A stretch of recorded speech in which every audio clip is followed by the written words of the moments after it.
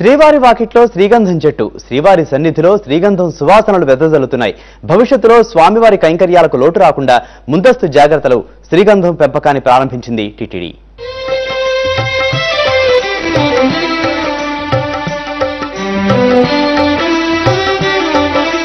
కలియుగ ప్రత్యక్ష దైవం వెంకటేశ్వరునికి నిత్యం జరిగే ఉత్సవాల్లో విరివిగా శ్రీగంధాన్ని ఉపయోగిస్తారు.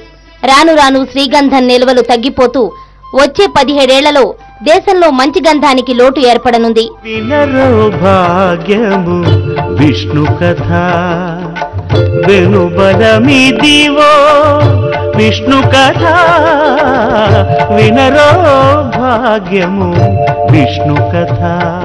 ఈ విషయాన్ని గమనించిన టీటీడీ తిరుపతిలో శ్రీగంధం మొక్కలను పెంచడానికి శ్రీకారం చుట్టింది. దాదాపు 30 ఎకరాల్లో శ్రీగంధం మొక్కల పెంపకాన్ని మొదలుపెట్టింది. టీటీడీ అంచనా ప్రకారం ఈ పథకం విజయవంతమైతే వచ్చే 15 ఏళ్ల నాటికి 10,000 కోట్ల విలువైన శ్రీగంధం శ్రీవారికి అందుబాటులోకి వస్తుంది.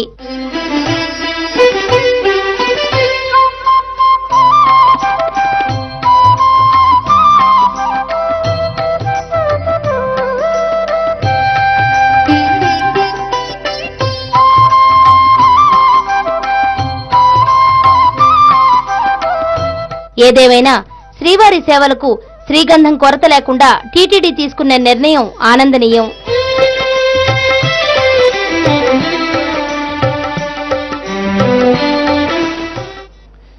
రాష్ట్రంలోని చాలా స్కూళ్లలో టాయిలెట్లున్నా